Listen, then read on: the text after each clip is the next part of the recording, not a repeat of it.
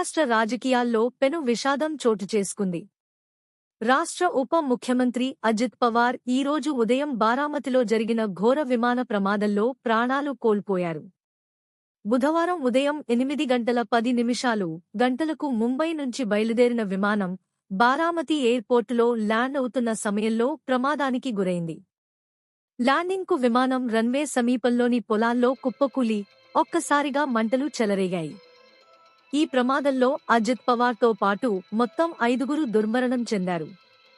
వీరిలో పైలట్లు కెప్టెన్ శాంభవి పాఠక్తో పాటు మరో పైలట్, ఒక అటెండెంట్ మరియు పవార్ వ్యక్తిగత భద్రతా అధికారి ఉన్నట్లు డీజీసీఏ ధృవీకరించింది. ఈ వార్త విన్న దేశవ్యాప్త రాజకీయ నేతలు దిగ్భ్రాంతికి గురయ్యారు, తమ ప్రగాఢ సంతాపాన్ని ప్రకటించారు. ప్రమాద కారణాలపై విచారణ కోసం దర్యాప్తు కొనసాగుతోంది.